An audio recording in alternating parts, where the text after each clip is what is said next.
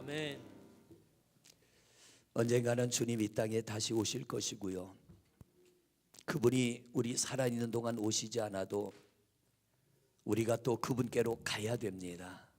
그런데 우리가 가는 이 믿음의 길은 결코 그리 평탄하지는 않습니다.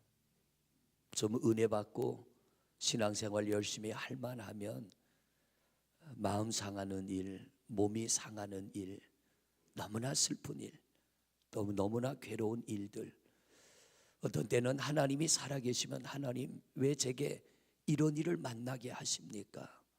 하나님 어떻게 이겨나가라고 저를 이런 시험에 빠뜨리십니까? 할 정도로 너무나 힘겨운 일을 만날 때가 있습니다. 근데 오늘 성경은 우리에게 말합니다. 끝까지 그 길을 가라. 할렐루야. 끝까지 그 길을 가라. 독생자 아들 예수 그리스도를 이 땅에 보내시고 친히 그 아들을 십자가에 못 박아 죽이신 우리 하나님, 아들을 죽이기까지 우리를 사랑해 주신 하나님, 그 아들을 죽이면서 하나님이 얻기를 원한 게 있습니다. 그게 뭐냐면 죄 가운데서 영원히 멸망받을 우리를 구원기 원하는 겁니다.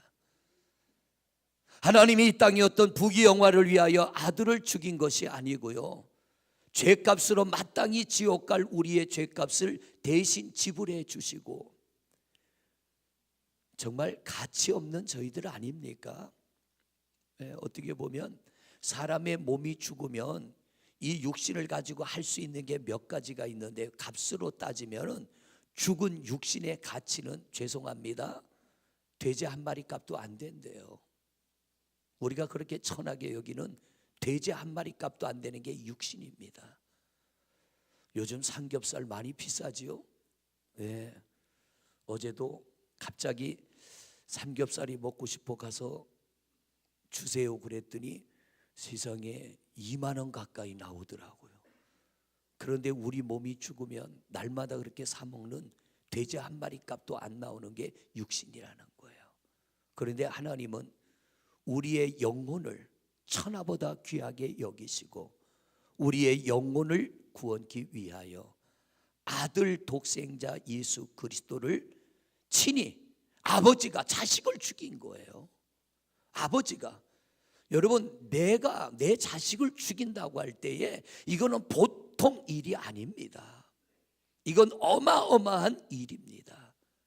그런데 하나님이 그 아들을 친히 십자가에 못 박아 죽인 것은 육신으로는 돼지 한 마리 값도 안 되는 우리의 몸을 위한 것이 아니고요, 우리 안에 있는 이 영혼, 천하를 주고도 바꿀 수 없는 영혼을 구원기 위하여 우리 하나님이 아들 독생자 예수 그리스도를 보내시고 우리를 구원하여 주신 줄로 믿습니다. 그러므로 성도 여러분, 우리가 신앙생활할 때에 하나님의 영광, 하나님의 기쁨이 되는 여러 가지 일들이 있지만 가장 큰 하나님의 기쁨은 우리가 예수 잘 믿어 이 영혼이 천국 갈 때에 우리 하나님이 가장 기뻐하실 줄로 믿습니다.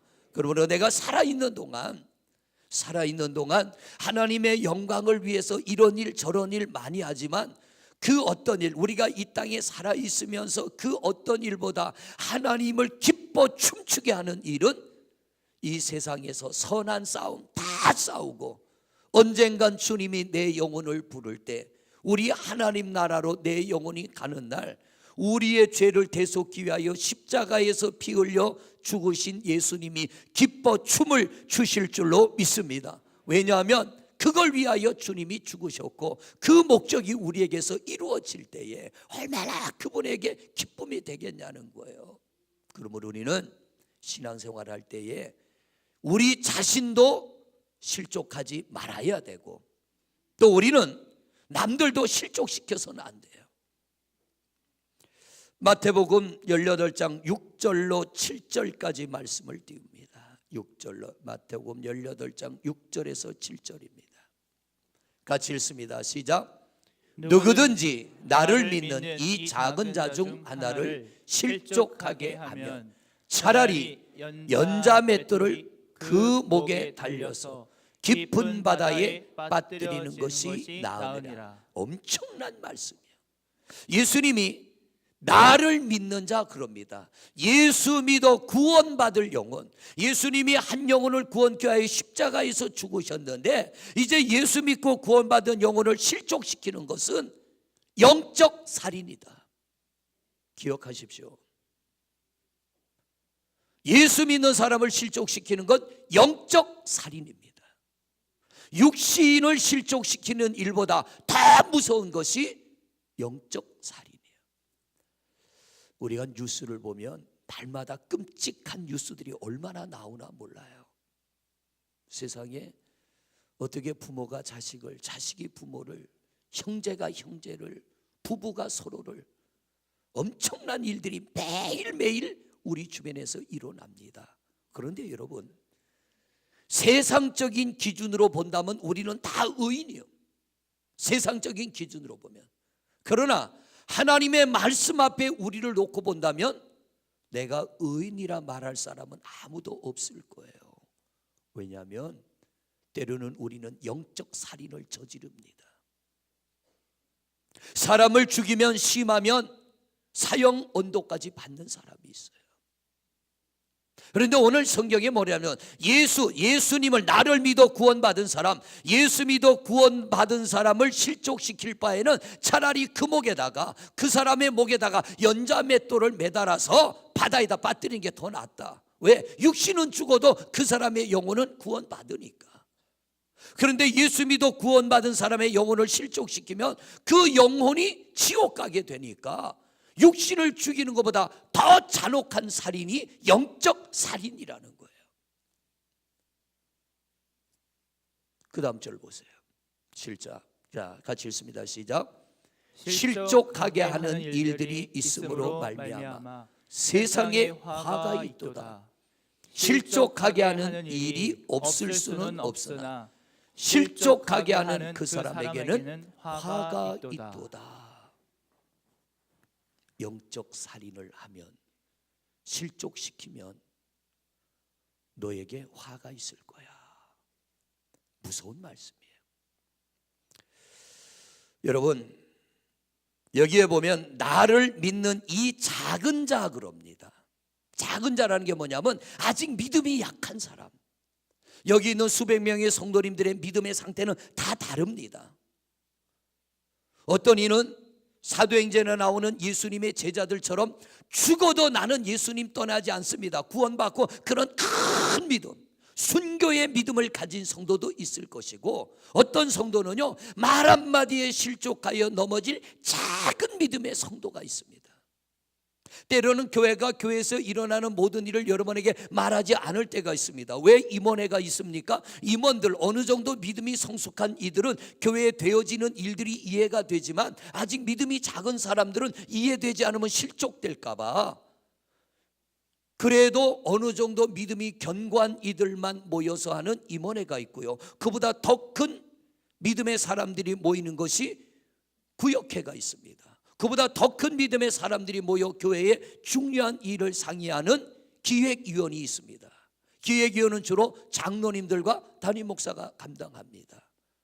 어떤 중요한 일을 결정할 때에 전체 성도가 알면 좋겠지만, 그러나 믿음이 적은 성도들은 이해하지 못할 일들이 있기 때문에 다 알리지 않는 경우가 있어요. 그런데 그들의 믿음이 자라나면 이래서 하는구나, 얼마든지 이해가 되는 겁니다. 비밀스럽게 하자는 것이 아니라 행여나 이 일이 믿음이 적은 사람이 알게 되면 시험에 들까 봐 그런 거예요. 당연히 하나님이 기뻐하는 일인데, 그래서 고린도전후서에 보면 바울 사도도 뭐라 그럽니까? 믿음이 적은 자들 앞에서 나는 가릴 것은 가린다. 왜? 믿음이 적은 자들이 내 행동을 보고 실족할까 봐. 작은 자라고 하는 게 뭐냐면 영적으로는 이제 간신히 교회에 나와서 은혜 받고 구원은 받았는데 아직 성숙되지 않은 믿음의 사람. 또 하나, 믿음이 작은 자라는 것은 영적으로, 육적으로 말하면 뭔가 좀 부족함이 있는 성도. 부족함이 있는 성도. 우리 교회도 보면은 성도님들이 헌신해서 이런저런 일들이 되어져 갑니다. 여러분이 생각지 못할 많은 헌금을 하는 분들이 있고요, 또 선교지에 교회를 세우는 분들이 있고요, 교회의 필요를 채우는 수천만 원, 수백만 원의 헌금을 해서 교회에 필요한 것들을 은밀하게 하는 분들이 있습니다. 이런 것들이 하나하나 여러분에게 다 알려질 때에 아직도 나는 하고 싶어도 할 수 없는 분들에게는 시험거리가 될까봐 그것을 그냥 교회에서 공식적으로는 받아들이지만 다 알리지 않는 경우가 있어요. 적은 자라고 하는 것은 첫째는 영적으로 믿음이 적은 사람, 둘째로는 육적으로 힘이 부족한 사람, 그런 사람들을 실족하게 하면 차라리 금옥을 연자맷돌에 매달아서 바다에 빠뜨리는 게 낫다. 왜냐하면 그 영혼은 구원은 받으니까. 그런데 예수 믿어 구원받은 사람을 실족시켜 그 영혼을 지옥 가게 한다면 나는 너에게 그 값을 물을 거야. 왜 그 영혼을 네가 실족시켰는지 나는 너에게 화를 줄 거야 그럽니다. 여러분, 육신의 살인도 도적질도 간음도 무서운 죄이지만 그것보다 더 무서운 죄는 뭐냐면 실족시키는 일입니다. 여러분, 나도 실족하지 말고 다른 사람도 실족시키지 않는 여러분이 되시기를 바랍니다. 할렐루야. 절대로 실족시키면 안 되는 거예요. 믿는 사람을 실족시키는 건 뭐라고요? 영적 살인이라는 거예요. 하나님이 그렇게 다루시겠다는 거예요. 아마 여러분 이런 말씀 처음 들어볼 거예요. 영적 살인이라는 이 무서운 말. 이런 일들이 많이 일어나고 있다는 거예요. 믿음이 적은 사람, 힘이 부족한 사람은요, 도와야 될 대상이지 실족의 대상이 아니고요, 업신여김의 대상이 아니에요. 자, 믿음이 적은 사람은 또는 힘이 없는 사람은요, 우리 입장에서는 아무것도 아닌 거에 마음이 상할 수 있어요. 예를 들자면 이제 우리 예배 끝나면 내려가 식사할 겁니다. 식사하는데 줄 서 있다가 시험 드는 분이 있어요. 아직 저희에게는 그런 분이 없지만 줄 서 있다가 시험 드는 분이 있고요, 줄 서서 밥은 탔습니다. 식사하다 시험 들어요. 왜? 자기들끼리 밥 먹는 거 보면 나는 왕따 당하는 느낌이 들면 이게 또 시험거리가 되는 거예요. 우리가 생각할 때 아니 뭐 그따구 가지고 시험을 들어 그러는데 오늘 성경은 말합니다. 적은 자라고 말합니다. 작은 자는요, 그것 때문에 문제가 되고 시험이 들 수 있다라는 거예요. 그러므로 예민해야 되고 우리는 잘 살펴야 되고, 그런 이들은 보면 우리는 왜 그래가 아니라 이분이 작은 자구나, 성경이 말하는 작은 자구나, 그 작은 자에게 다가가서 우리가 작은 자를 보듬는 겁니다. 끌어안는 겁니다. 그리고 그들에게 다시 일어날 수 있는 힘을 심어주는 겁니다. 그럴 때 하나님이 우리를 더 귀하게 사용하시는 줄로 믿습니다. 믿음이 적기 때문에 교회 일에 열심을 내지 못할 수 있어요. 여러분, 집사님이 됐다고 집사님의 믿음이 다 같지 않고요, 내가 권사의 직분을 가졌다고 권사의 믿음이 다 똑같지 않고요, 장로가 됐다고 장로의 믿음이 다 똑같지 않고, 저도 목사지만 목사라고 해서 목사의 믿음이 다 똑같지 않습니다. 다 다릅니다. 어떤 이는 큰 믿음이 있어요. 집사라도 큰 믿음이 있고, 집사지만 작은 믿음이 있고, 권사님이지만 큰 믿음 작은 믿음이 있습니다.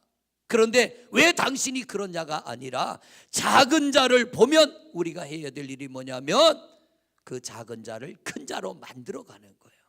어디까지 같이 가야 돼요? 천국까지 같이 가기 위해서, 하나님 나라까지 같이 가기 위해서. 이번 한 주간 그런 마음으로 계속 기도를 했습니다. 하나님, 우리 교회에 나와 예배하는 성도들 중에 낙심하는 사람 없게 좀 해주세요. 저는 부족하지만 하나님이 붙드시면 낙심하는 이가 없을 줄로 믿습니다. 순간순간 시험이 오고 어려움이 오면 잠깐 낙심할 수는 있어. 그러나 하나님 아주 낙심하지 않게 하시고 하나님 붙들어 주세요. 저는 못 붙들지만 하나님이 붙잡으면 우리는 능히 이기게 될 줄로 믿습니다. 하나님의 택하심을 받고 성도가 되면 우리는 교회 안에서 이런저런 일들을 많이 합니다. 그런데요, 믿음에 따라 적극적인 이가 있는가 하면 적극적이지 못하는 이가 있고, 성품에 따라 또 그렇습니다. 적극적으로 참여하는 이가 있는가 하면 성품이 그렇지 못해서 적극적이지 못한 이가 있고요, 또 어색해서 남들과 어울리는 게 어색해서 그러지 못하는 이들이 있습니다. 그럴 때 우리가 할 일은 뭐예요? 돕는 자의 역할을 해야지 실족시키는 자가 돼서는 안 된다는 거예요. 꼭 기억하세요. 실족은 영적 살인이다. 할렐루야. 무서운 말이라는 거예요. 그러므로 나와 같은 직분을 가졌다고 오히려 나보다 더 나는 집사인데 권사님 장로님의 직분을 가진 분들이 왜 저래가 아니라, 우리가 그런 모습들을 볼 때 그들을 위하여 할 일은 돕는 자의 역할. 하나님 도와주세요, 하나님 붙들어 주세요. 그게 바로 구원받은 성도의 사명이요, 성도의 역할이라고 하는 거예요. 하나님이 가장 기뻐하시는 일, 우리 성도님들이 우리 교회도 보면, 제가 와서 이제 13년대에 왔으니까 5년째 여러분과 같이 신앙생활하고 있는데, 순간순간 보면 깜짝깜짝 놀랄 귀한 일들을 하는 분들을 만나게 됩니다. 감사한 일이에요. 필요에 따라 목사님 교회 필요를 제가 채우겠습니다, 헌신하는 성도들이 있어요. 너무 감사해요. 근데 그것도 감사한데, 그보다 더 큰 하나님의 기쁨이 뭐냐면, 실족하지 않고 이 믿음을 끝까지 잘 지켜 우리가 천국 가는 것이 우리 주님의 가장 큰 기쁨이 되는 줄로 믿습니다. 여러분, 성도 여러분, 내가 남들처럼 많은 일은 하지 못하고 남들처럼 무거운 짐은 감당치 못해도 하나님의 가장 큰 기쁨이 되는 것은 실족하지 않는 거라는 것. 어떤 일이 있어도 시험 들지 마시고, 어떤 일이 있어도 넘어지지 마시고, 우리 끝까지 믿음을 잘 지키는 성도님들 되시기를 바랍니다. 연일 들려지는 소식들을 보면 우리를 시험에 빠뜨리는 일들도 많지만 좋은 일도, 감사한 일도 세상에는 많이 있어요. 그런데 하나님이 우리를 보시고 가장 기뻐하는 일은 넘어진 자가 일어나는 거예요. 시험에 든 자가 시험을 이기는 겁니다.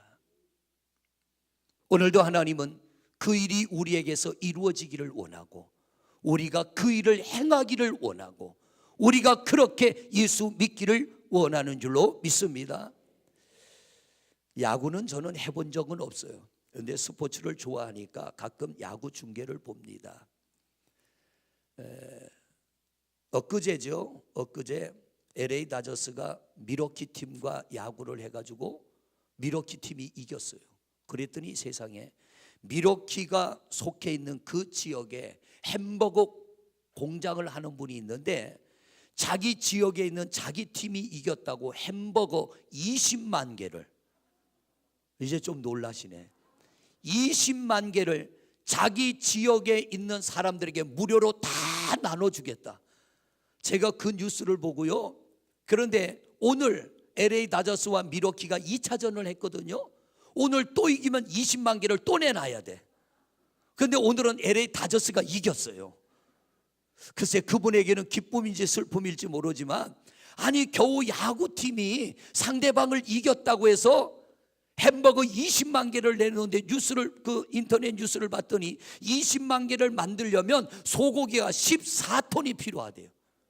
소 한 마리가 1톤이 안 되잖아요. 소 한 마리가 약 300근, 300kg, 400kg 나가는데, 그러면 14kg면 도대체 소가 14톤이면은 소가 몇 마리나 들어가야 되는 거예요. 20만 개를 만들려고 그 어마어마한 돈을 투자해서 그 지역 사람들에게 햄버거를 공짜로 나눠준다는 거예요.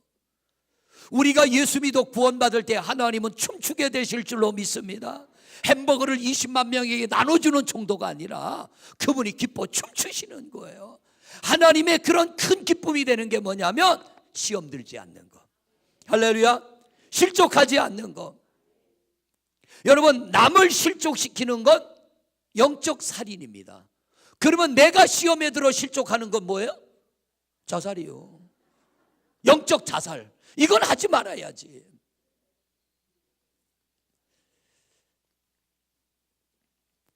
오늘 히브리서 3장 12절 말씀을 보세요. 3장 12절. 우리가 어떻게 하면 끝까지 천국을 갈 수 있는가? 12절 말씀 같이 읽습니다. 시작. 형제들아 너희는 삼가 혹 너희 중에 누가 믿지 아니하는 악한 마음을 품고 살아계신 하나님에게서 떨어질까 조심할 것이요. 자, 여기에 보면요, 오늘 히브리서는 이렇게 말합니다. 믿지 아니하는 악한 마음. 이 말이 뭐냐면 분명히 예수를 믿어 구원을 받았는데 세상 사람과 똑같은 마음을 품는다는 거예요. 믿음 없는 마음, 이 마음이네. 믿음 없는 마음. 이 말은 곧 뭐냐면 시험에 들고 실족할 일이 생길 때는 내 영혼이 구원받은 믿음의 마음을 가져야 되는데 믿음 없는 자의 마음과 똑같은 마음을 갖게 되면 이것은 악한 마음이고, 이 악한 마음을 품게 되면 실족하게 된다는 거예요. 시험에 빠져서 스스로 실족하여 넘어지게 된다는 것.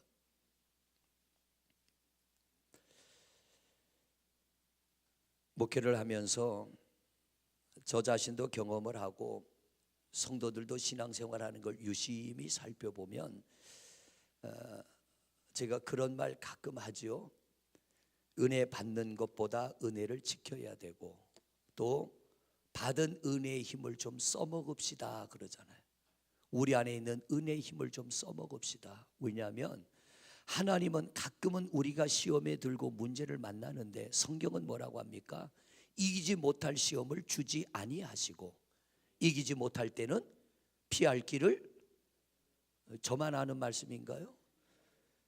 피할 길을 열어주신대. 이 말은 뭐냐면 어떤 불같은 시험이 와도 하나님이 이기게 하심을 내가 믿습니다 하고 그 시험과 맞서 싸우면 하나님이 결국에는 두 가지 중에 하나, 이기게 하시든지 피할 어떤 힘을 주시든지 해 주실 텐데, 구원받은 믿음의 사람이 믿음의 마음이 아니라 믿음 없는 세상 사람과 똑같은 마음을 가질 때는 실족하고 넘어져서 결국 천국에 갈 수가 없다는 거예요.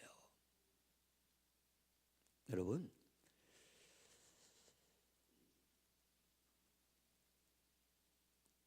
시험이라고 하는 것은 은혜의 힘을 가지면 얼마든지 이길 수 있는 거예요. 지난주지요. 지난주 우리 남전도사님이 그래요. 목사님, 전심을 먹고 나니까 그 남전도사님 사모님이 전도한 그 어린이집, 예보미하고 같은 어린이집 다니는 젊은 성도님을 전도를 했어요.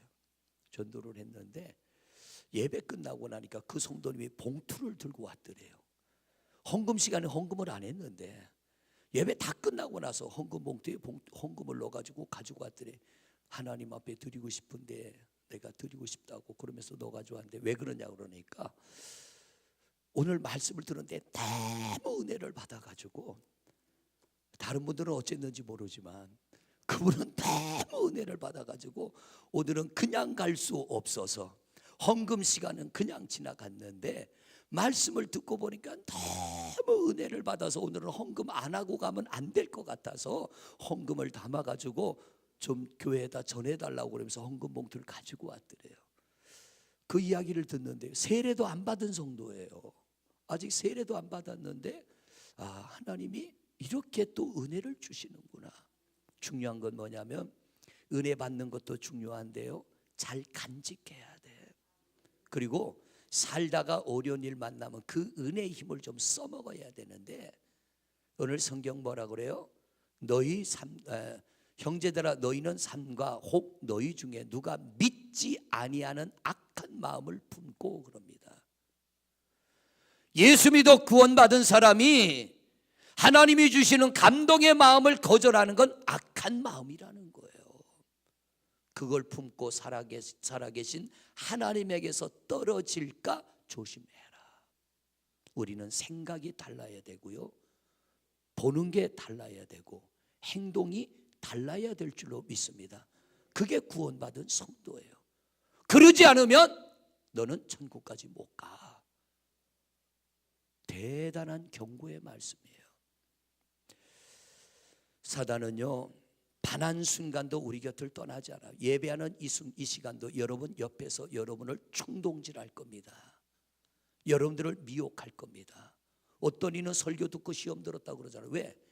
나를 향한 말씀이면 아멘이 돼야 되는데 사단이 충동질합니다. 사단이 우리 마음을 와서 자꾸 헤집어 놓습니다. 나는 하나님의 마음으로 아멘하고 싶은데 사단이 옆에서 자꾸 속삭이는 거예요. 그래서 하나님 말씀 듣다가 시험에 빠져버리는 거예요. 은혜 받아도요, 은혜 받은 마음을 쏟아버리게 만들고요, 은혜 받아도요 내가 그 은혜를 쏟아버리지 않고 지켰습니다. 그런데 사단은 뭡니까? 그 은혜의 힘을 사용하려고 할 때 사단은 자꾸 우리에게 속삭입니다. 너 왜 그렇게 바보같이 살려고 하냐? 너 왜 그렇게 멍청하게 살려고 하느냐? 사단은 자꾸 우리 마음을 속삭이며 하나님의 은혜의 힘을 사용치 못하게 하고 믿음 없는 자들과 똑같이 살라고 우리에게 충동질하는 거예요. 오른뺨 맞으면 왼뺨 내밀지 말고 너도 오른뺨 때려. 사단은 충동질하는 거예요. 이걸 성경은 뭐라고 하느냐면 하나님을 떠난 악한 마음이다. 이 마음을 이겨야 우리는 천국까지 함께 가게 될 줄로 믿습니다. 사울이 악한 마음을 품고 다윗을 쫓아다니며 죽이려고 10년이나 쫓아다녔지만 다윗은 사울과 같은 악한 마음을 먹지 않았어요. 사울은 죽을 때까지 악한 마음을 먹고 다윗을 죽이려고 했지만 다윗은 악한 마음을 품지 않고 하나님이 주시는 감동을 따라 살아갈 때 그는 승리하게 된 줄로 믿습니다. 여러분, 마음가짐이 중요한 거예요. 우리 마음가짐이. 우리는 악한 마음에서 떠나 하나님이 주시는 감동의 마음을 품고 살아가는 성도님들이 되시기를 바랍니다. 그럴 때 우리는 더욱 깊은 은혜 안에 들어가게 될 줄로 믿습니다. 13절 말씀을 또 보십니다. 시작. 오직 오늘이라 일컫는 동안에 매일 피차 권면하여 너희 중에 누구든지 죄의 유혹으로 완고하게 되지 않도록 하라. 죄의 유혹에 마음이 완고하게 되지 않도록 조심해라. 여러분, 완고라고 하는 이 말의 의미는 굳어진다는 거예요. 딱딱하게 굳어지는 거. 사람의 마음이 부들부들해야 되는데, 부부의 마음도 부들부들해야 되는데, 여러분, 남편이 실수했습니다. 아내가 기분 나쁠 때 실수한 이야기하면 받아들여질까요? 안 받아들여질까요? 화에 화가 더해주고요, 더해져가지고 아주 난리가 나는 거예요. 근데 아내가 기분 좋을 때 남편이 실수한 이야기하면 덮고 넘어가. 그러다가 아내가 기분 나쁘면 그 얘기가 또 나와. 여보, 당신 지난번에 그렇다며. 우리 집에서 그런 여자 하나 있다고 그랬잖아요. 내가 뭐 좀 잘못한 거를 어떻게 넘어가 보려고 기분 좋게 하고 맛있는 것도 사주고 그런 다음에 여보 이런 일이 있어서 그러면 그때는 여보 괜찮아 그리고 넘어가. 그러다가 본인이 좀 완고한 일이 당하면 그 일이 생각나는 거야.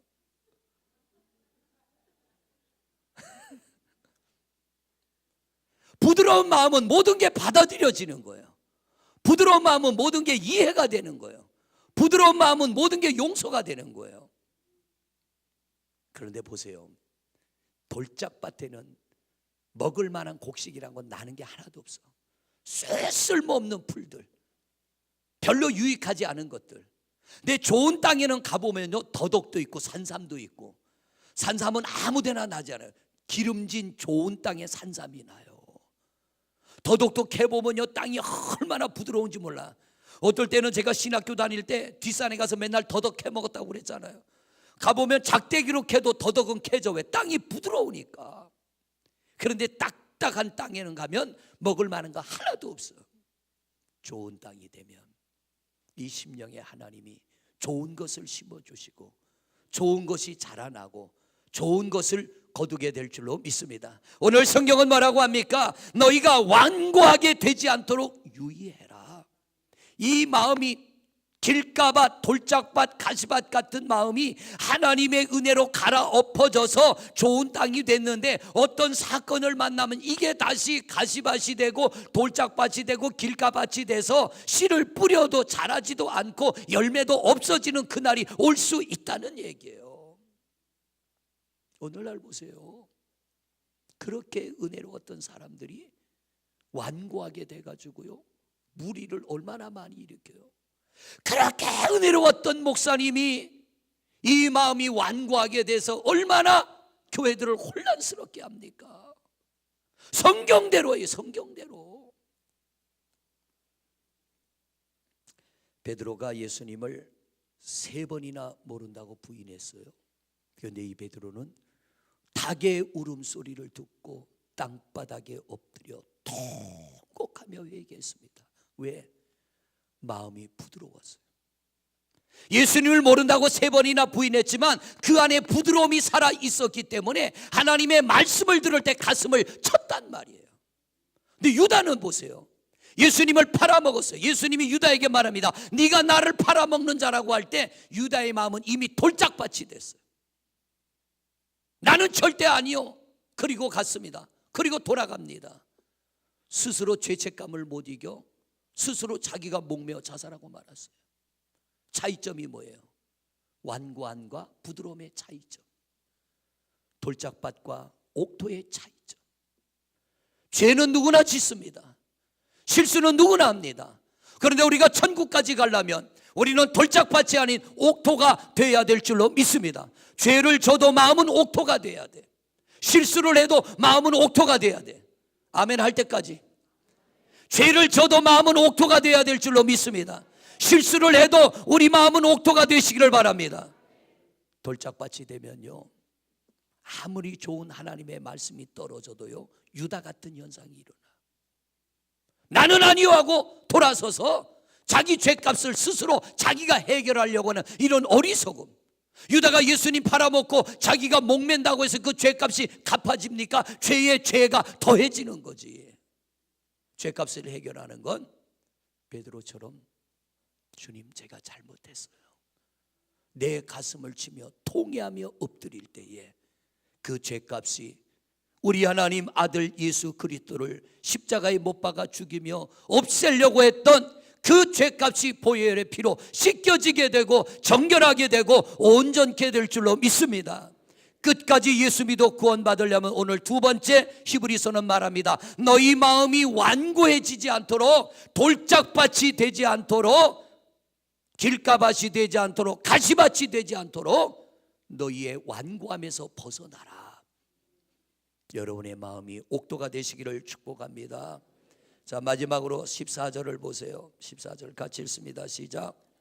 우리가 시작할 때에 확신한 것을 끝까지 견고히 잡고 있으면 그리스도와 함께 참여한 자가 되리라. 여러분, 예수 믿으면서 받은 은혜가 있다면 이건 놓치지 말라는 얘기예요. 에베소 교회를 향하여 주님이 책망하십니다. 너희 첫사랑 어떻게 했냐? 너희들 그 첫사랑 어떻게 했어? 성령 세례 받고 나니까요, 찬송만 해도 눈물이 펑펑 나더라고요. 예수님 이름만 불러도 눈물이 펑펑 나고요, 기도하려고 눈만 감아도 이유도 없어. 그냥 눈물이 나는데 견딜 수가 없어요. 이건 참으려고 참아지는 게 아니야.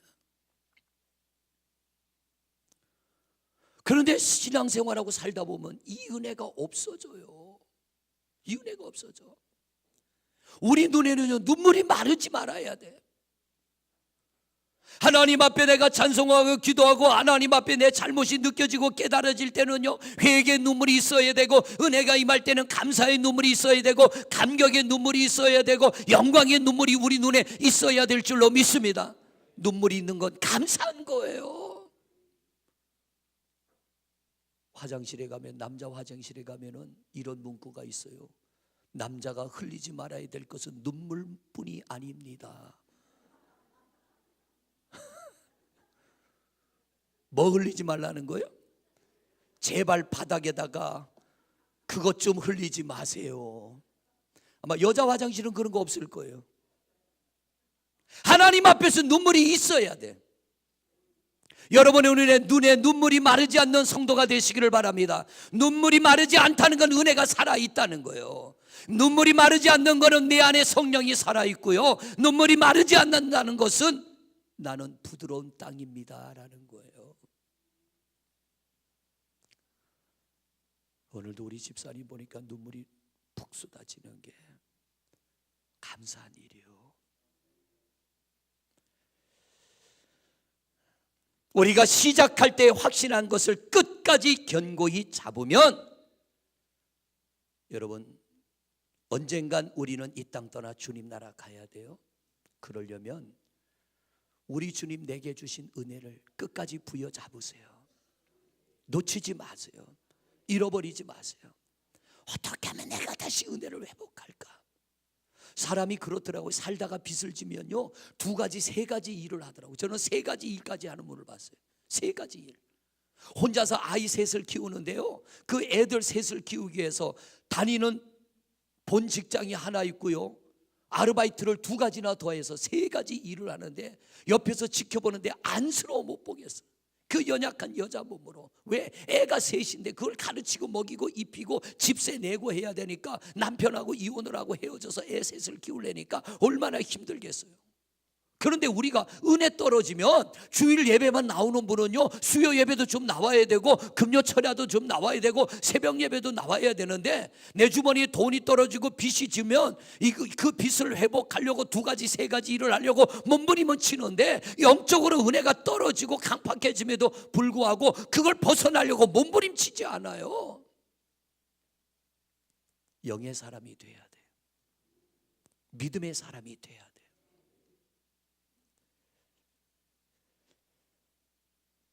예수님의 제자들을 보세요. 한 마리도 고기를 잡지 못한 그날 예수님 만났어요. 그리고 예수님 말씀에 아멘하고 깊은 데로 가서 그물을 던졌더니 끌어올릴 수 없을 정도로 많은 고기를 잡고 나를 따라와라 너희를 사람 낚는 어부되게 할 때 군소리 안 합니다. 배와 그물을 버려두고 가족도 버려두고 예수님의 말씀에 순종하여 밤새도록 고기 잡았지만 한 마리도 잡지 못했던 그들, 주님의 말씀에 아멘 하고 그물을 던졌더니 많은 고기를 잡자 나를 따라오라고 하니까 군소리 안 하고 예수님 따라갔던 뜨거운 은혜가 그들 안에 있었는데, 이 3년 만에 예수님 십자가에 못 박혀 죽으시자 그 은혜 없어져 버렸어요. 자기 삶의 자리로 다 흩어져 돌아갔어요. 그런데 예수님이, 부활의 주님이 다시 그들에게 말합니다. 내가 너희에게 보혜사 성령을 보낼 테니 성령이 임할 때까지 너희는 꼼짝 말고 여기 있어. 그리고 성령이 임하면 사마리아와 땅끝까지 이르러 복음의 증인이 되라.